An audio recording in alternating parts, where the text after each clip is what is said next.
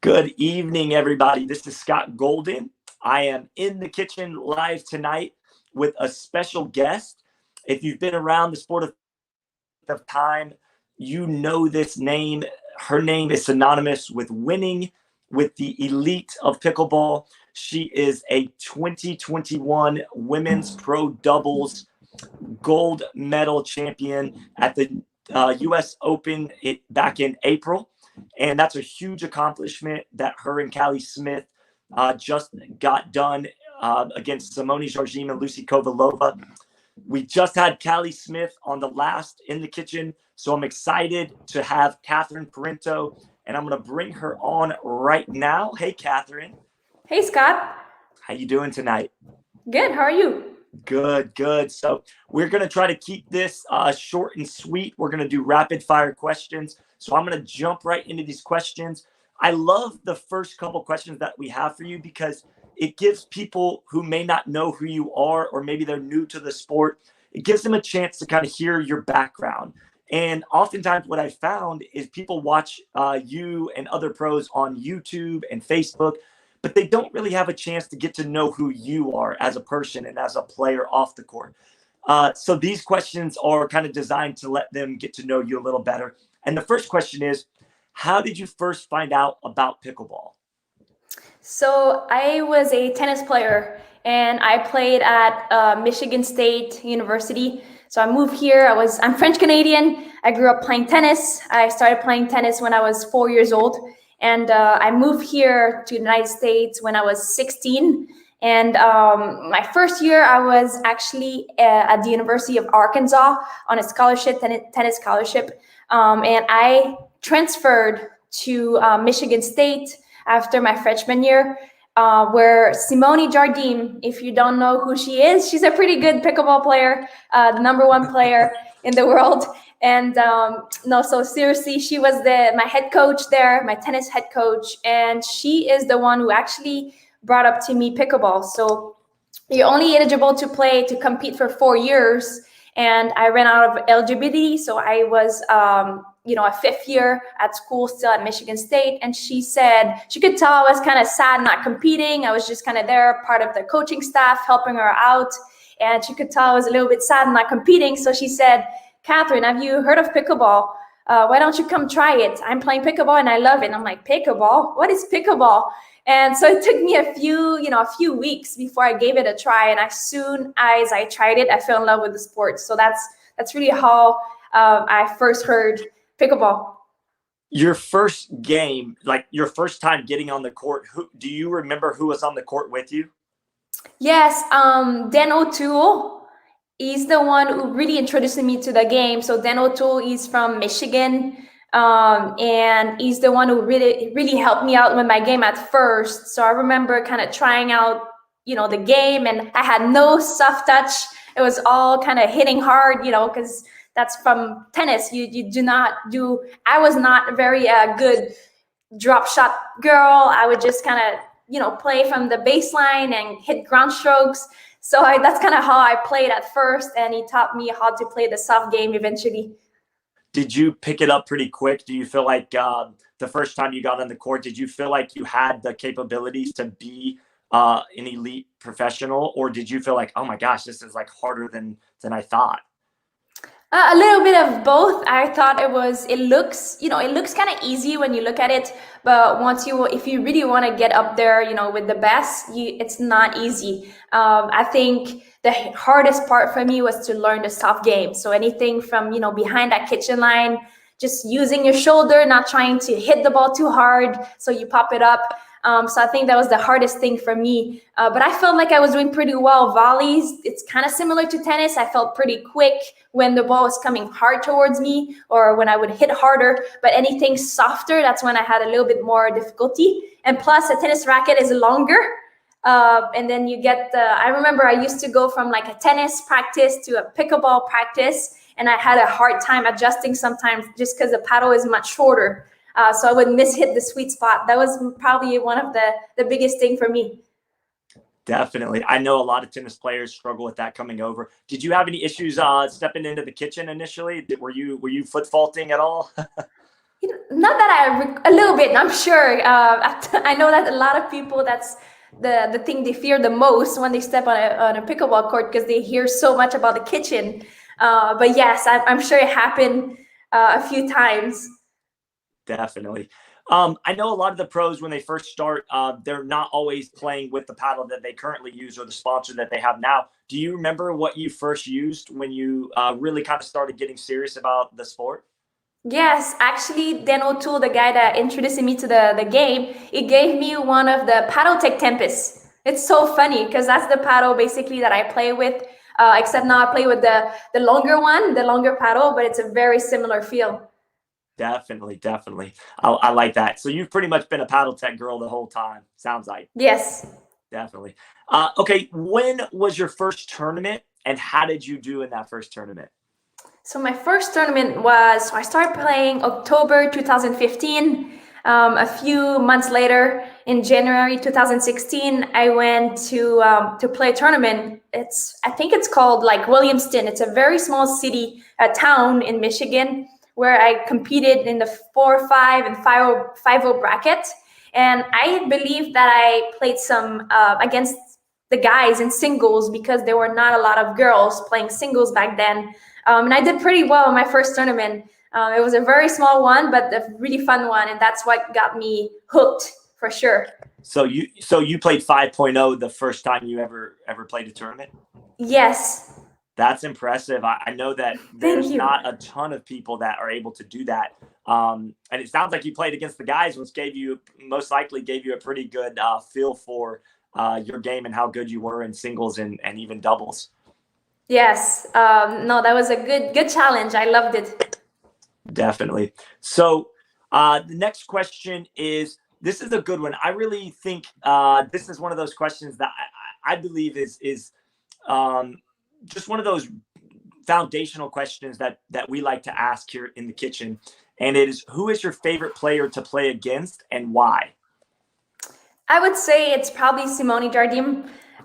Just because when we were back in college, when I was in college, I used to play against her. You know, she was my coach, and sometimes she would just say, "Okay, let's go play a set." And I love the challenge. I was like, I want to beat my coach. So now, you know, a few years later, we now compete against in pretty much almost every tournament, and it's still a challenge for me to enjoy competing against her for sure. Yeah, definitely. The next question is, who is your least favorite player to play against and why? And I think you could even rephrase it as, who do you match up not the best against? Who is somebody that you have trouble with across the net? I would say Rob Cassidy. He's lefty, super quick, and he's super tricky. And so it's super hard to tell what's coming. And sometimes, you know, I feel like I hit a great shot or like a winner, and he just gets it back. So he's just been playing awesome. And he beat me last time in mix. And no, he's a great player and lefty. And he's super cool guy too. Yeah, he's always fun to watch. The joke about him is that if he's not got blood and skin on the court, he's not really playing hard like he normally does, because he's all That's over the right. court. Yeah. Definitely. Yeah, I think he's one of the most exciting players to watch, probably, just as far as his ability to go sideline to sideline and front to back with quickness, and then of course being that lefty, and also 585 Rochester boy. He's up there from upstate New York, so. Also, it just, you know, mentally it's tough too, because he never gives up. Like he's always 100%. So if you play Rob Cassidy, you gotta play to win, and you gotta focus and go 100% as well. For sure. There's no question. No question. I like this next one too. It's, what is your favorite shot? And I think I have an idea, but I want you to go ahead and tell us what your favorite shot is. I love my forehand misdirection. That's probably one of my favorite shot. Just kind of, you go cross court, forehand dinking, and then once I have a ball a little higher, I like to kind of still look as if, I mean, make it look like I'm gonna go back cross court, but kind of just misdirect it just straight ahead to the person standing in front of me. Are you doing anything to set that up prior to, or do you just instinctually see a ball when you know when you're needing to hit that shot? Yeah, so sometimes I try to get the person who's straight in front of me. I try to have that person kind of come more towards the middle, so it's harder for the person to even tell that I'm gonna go past him or her, and also they're out of reach. Sometimes, if I keep playing towards, I keep going cross court, then that person tends to kind of cheat a little bit, and it's kind of like I'm going behind the guy if I'm playing mix, or behind the girl if I'm playing women's doubles.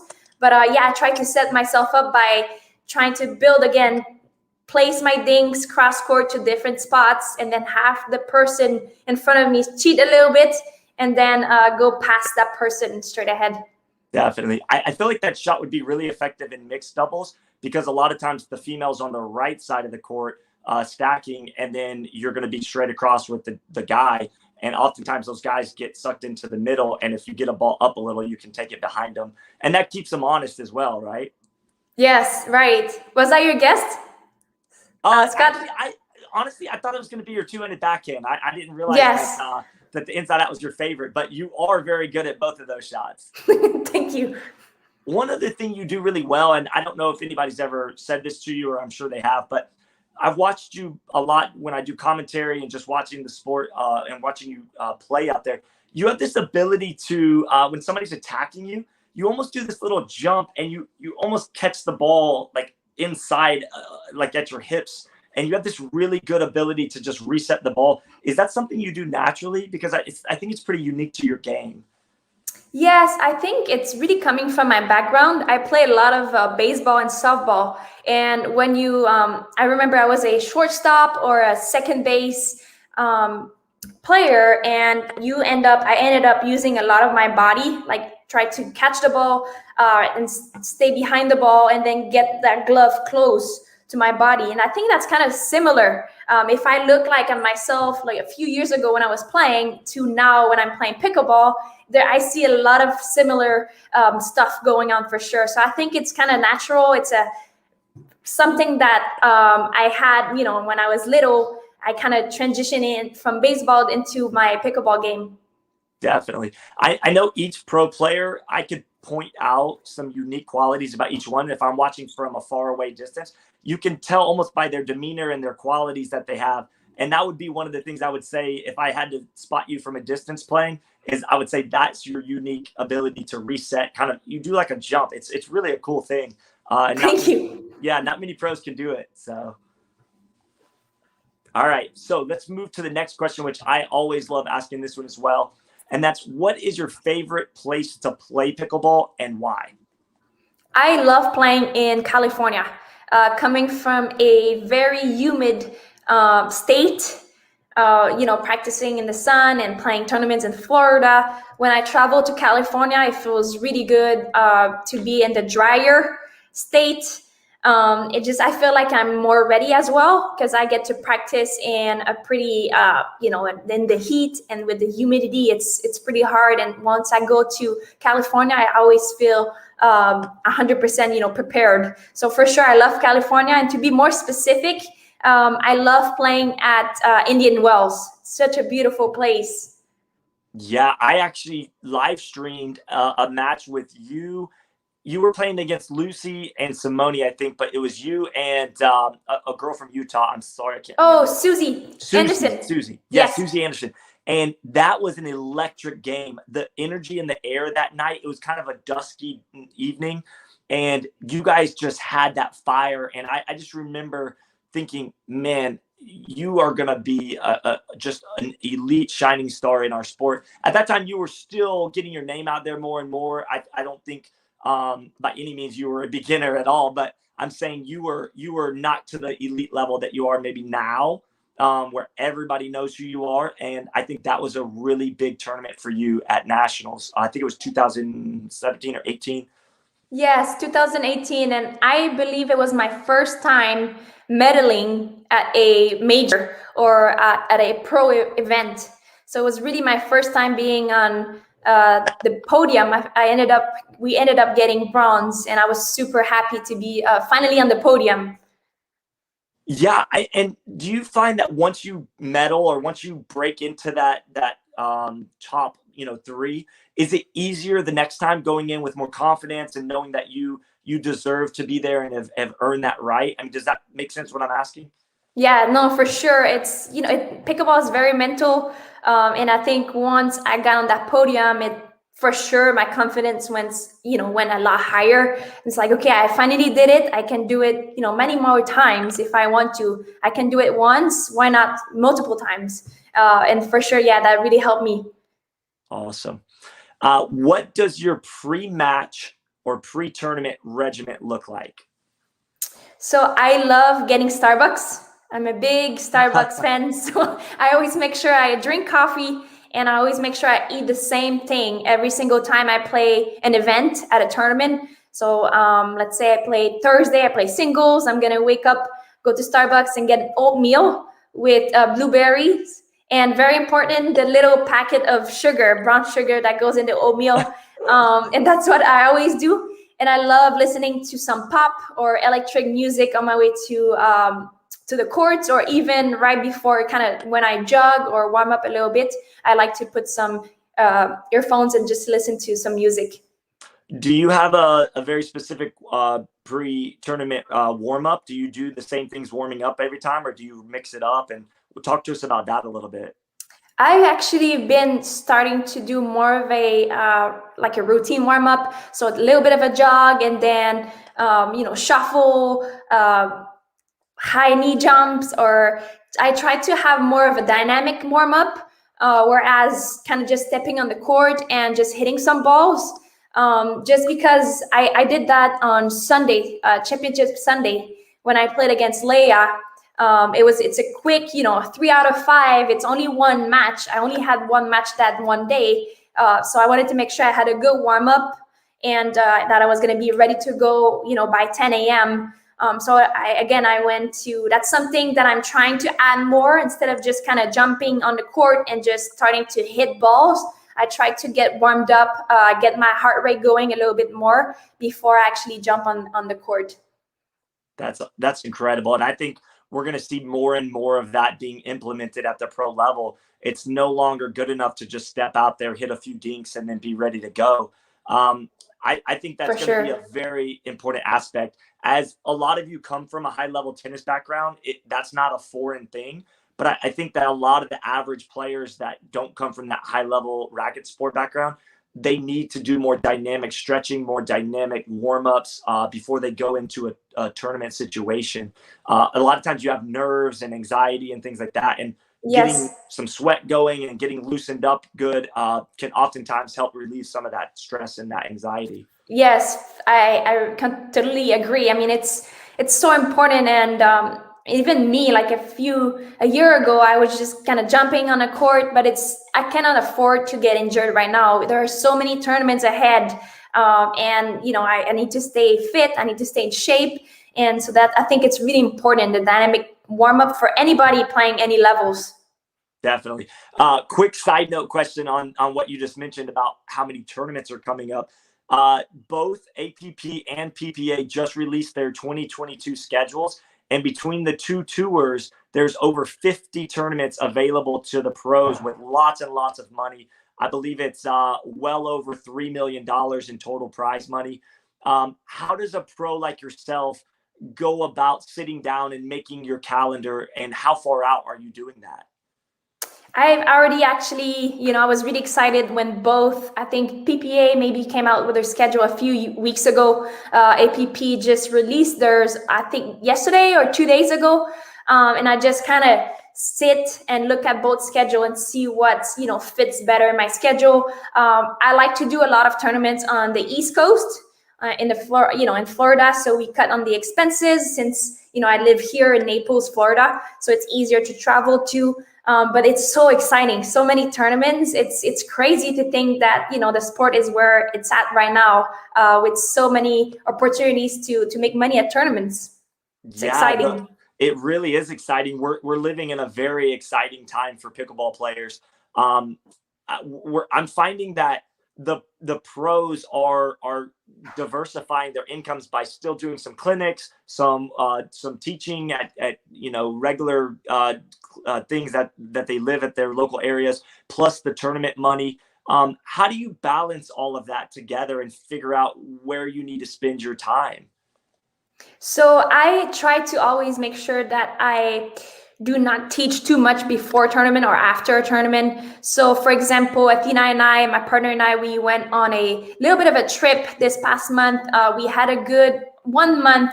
I believe Georgia Open was mid-May.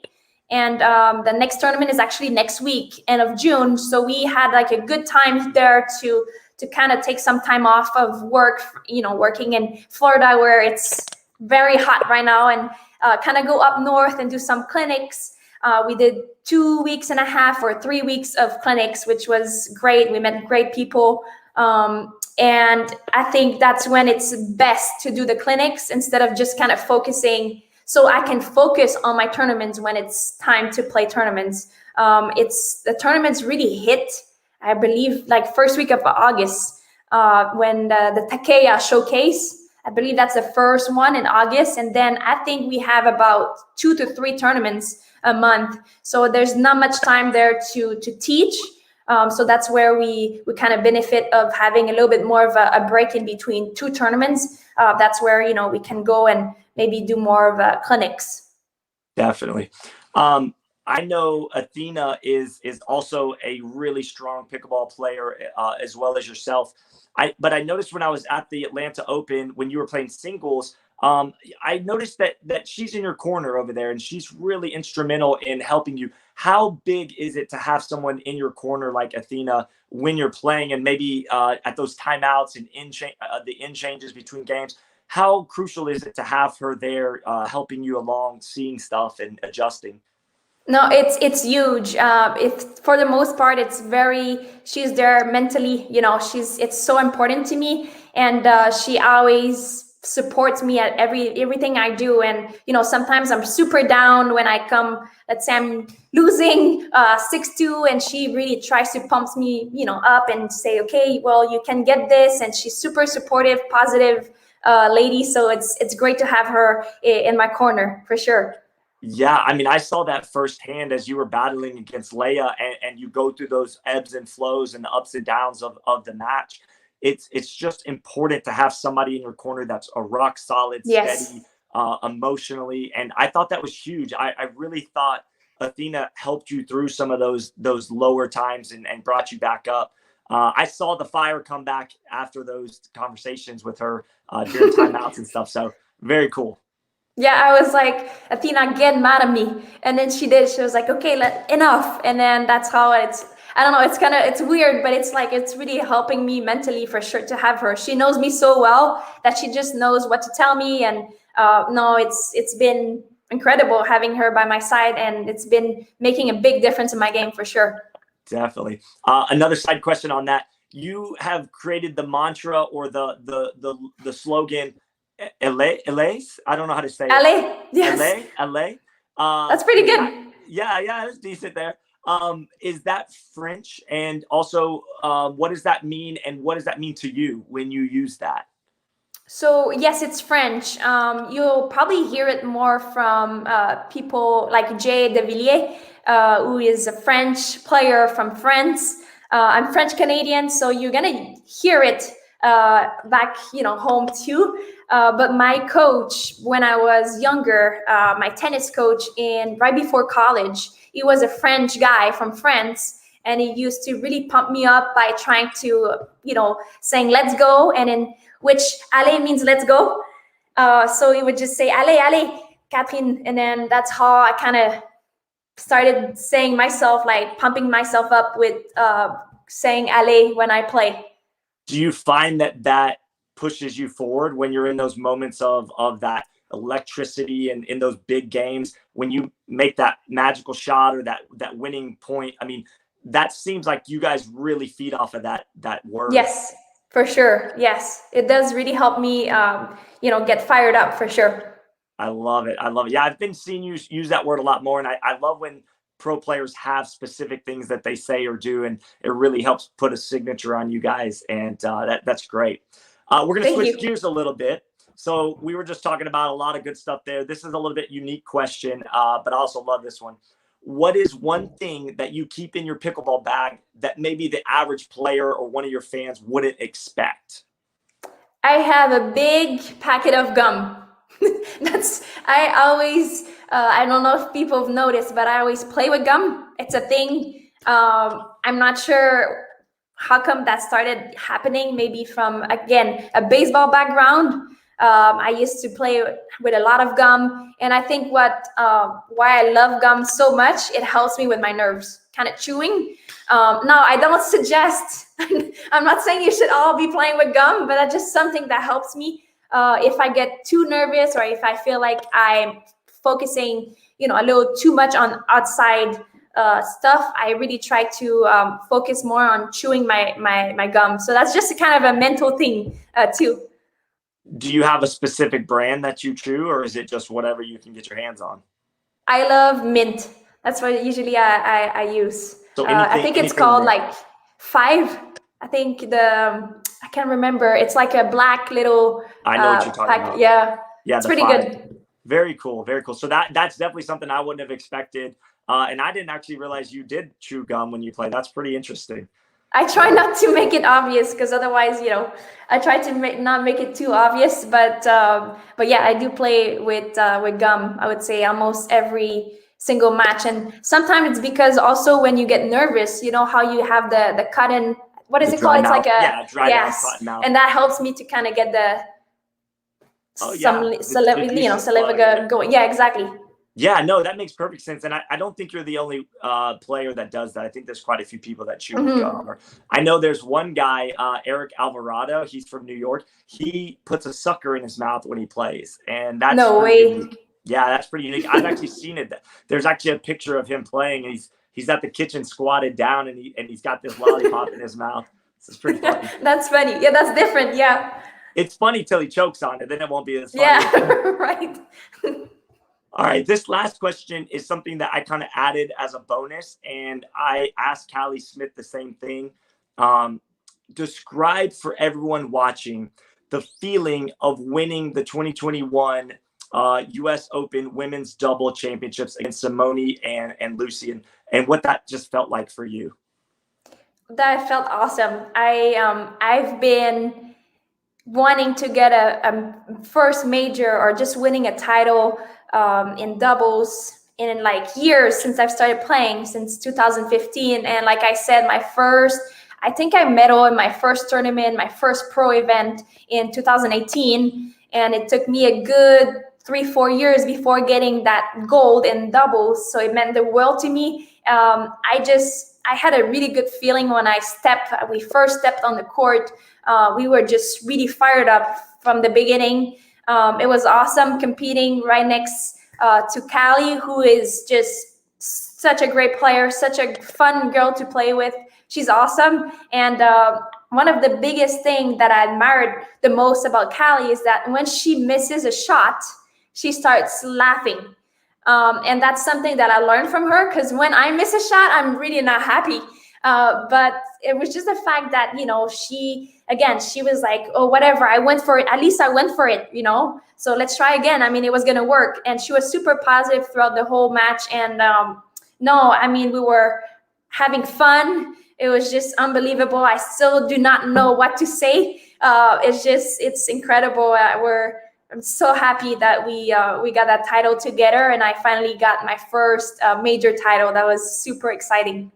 When did it actually sink in? Was it that night, the next day, 15 minutes after you won it? When did it really hit you that you were the champion and took down the reigning champs? It's a good question. I think maybe the next day, but the first thing that I actually did when we got home, when Athena and we got home, we sat on the couch and watched the match again.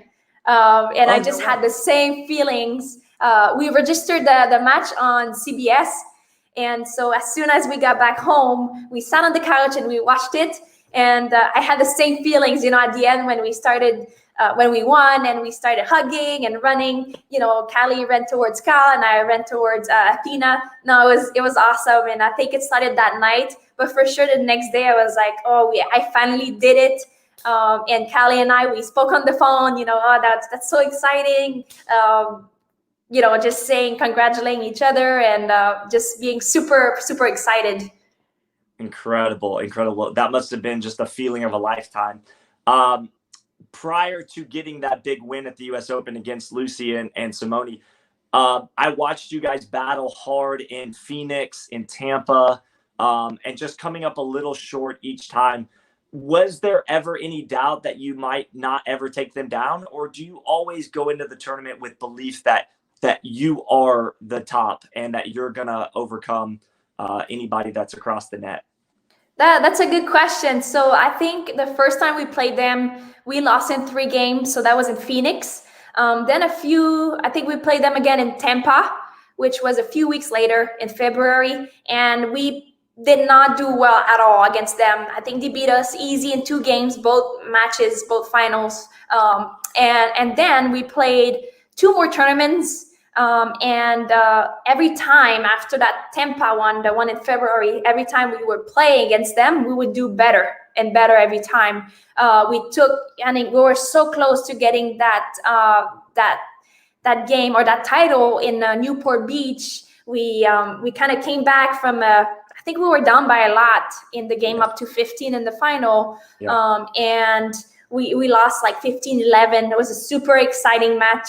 And, Callie was like this, the next tournament, it's our tournament. We're getting there. We're figured out, we know how to play together now. We have a better idea of, you have a better idea of what I'm going to do. And I have a better idea of what you're going to do when you're hitting the ball. So, no, we for sure, every tournament when we step on the court, we know we have a good chance of winning. For sure. How difficult is it to stay focused? Because everybody that plays pickleball at a tournament understands and knows it's going to be a long day. You've got to settle in for a pretty intense long day. Every match is going to count and matter. How do you discipline yourself and stay focused throughout that whole day so you don't slip up and fall into the loser's bracket necessarily or something like that? So I'll give you an example. Like at the Open, that was my first time playing in the final at the US Open. So the way it worked is that Saturday I played mixed doubles all day and then played in the final, women's doubles final at 7 p.m. So it was already scheduled. I knew going into Saturday I was going to play at 7 p.m. So that day I played with Deco and we lost really closely. I think you were maybe there, Scott. We lost to Lee and Tyson 16-14. We came back, or they came back. It was very close. And I remember I was super upset after. So that was super hard for me to transition, I think it was 4 p.m. and I knew that I had a chance to get my first major title at 7 p.m. I had to really focus on my next match or next event. So one of the biggest thing for me was to kind of get away from the site, shower. I went to play with some of my friends' dogs, just kind of like try to really not focus about pickleball, stay in my corner, watch the guys play. I think maybe we played at 8 p.m. and the guys were playing at 7 p.m. I feel like that's what it was. Yeah, I think that's what happened. For me, one of the biggest thing, we walked back to the site around 6 p.m. So for 2 hours, I was just by myself, watching with earphones on, watching the guys playing and really try to visualize myself playing. Visualize hitting good shots, being positive about how the match is going to go, moving on from the day. This is a different match. Let's go get it. That's awesome. But it can be challenging sometimes trying to stay focused because sometimes you don't know when you're going to go on. But yes, I think for me, the biggest thing is to kind of put my earphones on and try to stay away from people, from the pro players, try to just focus on my next match. Well, it certainly worked because you and Callie came out with a lot of fire and energy and electricity. So congrats on that. I think that's just a huge milestone for you guys. And I think it's the sky's the limit for you two as you keep developing as a team and moving forward in the future. Thank you, Scott. I appreciate it. So we're making pretty good time. I want to wrap up very soon, but I wanted a chance to have you answer some of the questions that the people watching have. So the first one is Sam Lazar. And Sam said, I have a 10-year-old granddaughter. How do you suggest I start her playing? So if you have any suggestions, tips or whatever for her. So as I'm not sure if she's a beginner or if so how do you suggest I start her? So yeah, so she's just starting playing. I highly suggest getting an instructor in the area so she gets to learn, the good habits, because it's so easy to go out there and try to learn by yourself. But what ends up happening is that you get into those bad habits that eventually are super hard to break. So I highly suggest maybe getting a few lessons just to know and understand better the soft game behind the kitchen line, or the scoring. That's really, really helpful when you first start playing. Definitely. The next question doesn't say who it is, but it says, if you won the coin toss, or the one or the two, how we get the deciding thing going there in a tournament, would you ever choose to defer? And if so, why? So basically, let's simplify that. If you win the coin toss, do you choose serve, receive, or to just defer? I usually pick receive. And if it's a really sunny day, or I would say more windy, when there's more wind, then I pick a side. But I usually, if it's in between, if it's pretty even, meaning there's not much wind going on, it's a little sunny, but nothing is kind of bothering me on either side, then I'll decide on receiving. Okay, very good. And is there, not to give away any of your special tips or anything, but is there a reason that you would pick receive versus serve? Any thought process? Usually, when you first serve, it's 0-0-2. So you only have one chance of making points, on only one serve. And usually when you first start playing, it's kind of similar to tennis. It's easier to break the serve. So that's how I go. It's just a mentality that I've always had playing tennis. It's easier for your opponents. Maybe they're a little bit nervous. They're serving, it's 0-0-2. Maybe they might not serve as hard, or they might hit their serve completely. And so that's kind of why I like to receive. Once you get that ball back, then you have two servers to get a chance to get a few more points. I've always been in that mindset as well. I think that's a great strategy. So anybody listening, pick that tip up. That's a good one. All right, the next one comes from Belinda Detman. She's a professional photographer in the sport of pickleball and also racquetball. She's very good at what she does, but she's got a question for you, Catherine, and that says, aside from Simone Jardim, who is the next person, player, or coach that helped shape your game in the beginning, and how did they influence you? Dan O'Toole. So the guy from Michigan, he kind of both influenced me and Simone into, once we first started playing pickleball, he taught us how to play. So he's the one that really took time to go out and drill with me. And I really think that's how I became, I was able to play 5-0, or in the 4-5 and 5-0 bracket early. It's because I was able to really step on the court and learn from him and drill. Drilling is so important. So I would say Dan O'Toole was a big help for my game. That's awesome. I have a quick story on Dan O'Toole. I played against Dan in singles back in the East Naples Winter Classic. I think it was 2019. And he was a 50-plus senior player, like on paper, playing down in our division. And boy, he gave me hell. He was a great player. He's good. His forehand roll from the baseline, the way he whips it, he passed me several times. Luckily, I think he got a little tired and I was able to wear him out a little. But other than that, he was whipping my tail. No, he's super fast too, super quick. Yes. He's a great player. Yes, he is. He's a very good player. So if you ever have to play Dan O'Toole, you better be awake and ready to go. All right, this next person's just said, merci. You say that because I can't. That's French. Merci, Catherine Parenteau. Belle rencontre. So translate that. Ça fait plaisir. Merci. So thank you, Catherine. Very nice. It's nice to meet you in a way.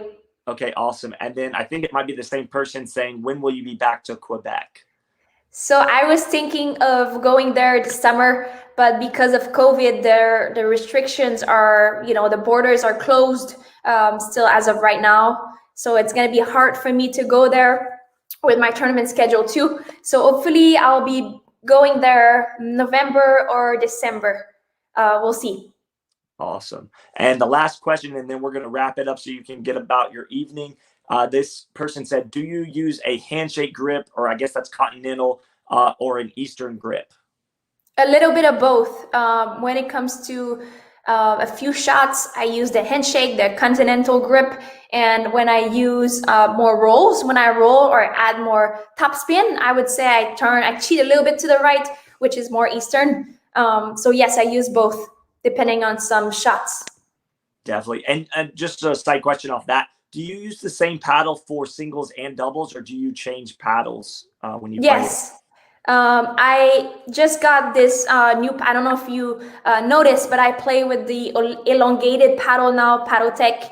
At first, I was playing, when I first played with Paddletech, I was playing with the Tempest Wave Pro, which was great for control, but I was always kind of telling Noah and Curtis from Paddletech, I was like, I love the paddle.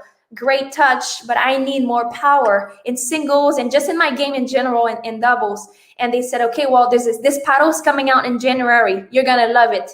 So they sent it to me and I fell in love with it. It just feels like a tennis racket. I love that paddle because the sweet spot is a little higher compared to a smaller paddle, which is more in the middle. So it reminds me of a tennis racket. Yes, I also have an elongated paddle that I played with and have for a few years. So I can definitely appreciate the longer one. I think for somebody that's a beginner, it's harder sometimes to find that sweet spot all the time and maybe get used to that long one. But for an advanced player that's got the skill set, that elongated paddle really gives you a lot of options when you're on the court. I agree. Definitely. And I said that was the last question, but then Robert Luck just popped one up. He said, how many days do you drill and how many hours a day do you drill? What do you drill on the most? So a couple questions there. So I would say I drill 3 to 4 times a week. I play doubles maybe once a week or once every other week. So I really focus more on training one-on-one. It's better for my cardio. And I would say whenever I step out there on a court, I spend an hour and a half to 2 hours drilling. And I drill the most on resetting balls from mid-court, where usually I drill with Simone a lot, and I have her behind the kitchen, and she kind of hits hard down towards my feet, and I try to reset back in the kitchen. And one of the things we actually drill the most, which is, it's more of a game, but which basically is a drill, skinny singles, one-on-one. Basically, you play half the court. You play basically doubles, but on half the court, one-on-one. That's probably the best thing you can do for your game because it gets your heart rate going, and you play like you would as if you were playing doubles. Would you agree that playing skinny singles helps you be more precise with your shots, and you have to hit the shot? You can't just pass somebody. You have to actually be intentional with the shot that you're going to hit, right? Exactly. Yes, I agree. The only thing I don't like about skinny singles is that so for example, if I get pulled off the court, I have to go back cross court if we're playing cross court. So there are a few things, your shots that you wouldn't really do if you were to play doubles, but that's just part of the game. I still think it's probably the best drill, if not, one of the best out there. Definitely. And I always like to ask this as we wrap up. Is there anybody that you would like to thank, sponsors, or anybody that's been influential in your life? You just have a chance now to just give those people a shout out. Yes, I would like to thanks to my sponsors, Takeya, which I have their bottle right here. They're gonna have a special edition, the CP edition, coming up in the fall. Paddletech. They also created the new paddle I was talking about, the Rain Pro elongated paddle. They made a special color for me that I picked, light blue with my logo on it. Super excited. Thank you, Zealous and Souls and Jigsaw Health. It's fun to feel good. They make both great products. I love my electrolytes. I think it helps me. Like I mentioned in one of my Instagram posts recently, I've had a lot of dehydration issues in the past, and Jigsaw's really helped me to get over to stay hydrated throughout the whole day when I play. Zealous insoles, they make great insoles. I used to have really bad heel pain just from teaching and just being on my feet nonstop every day. And now it's been, I guess, the pain is almost, if not there at all. So it's been a great help for me. Thank you to In the Kitchen, Jared and Dane. Thank you, Scott, for doing this. It's awesome. And thank you to my friends. And most importantly, my partner, Athena, who's always there to support me no matter what. Awesome. That's so great. Catherine, you've been such an amazing interviewee tonight. I just enjoyed getting to know you a little bit better and allow you to just speak freely to the people who love you and your fans out there. I just love these interviews because it gives people a chance to get to know you guys for who you really are. And you've been lovely. Thank you. And last thing, thank you to my fans. I know I don't answer all of the comments on Facebook, but I see them and I really appreciate that. I appreciate them. Thank you guys. All right, Catherine, you enjoy the rest of your night and we'll talk to you later. Thank you, Scott. You too. All right. Bye-bye, guys.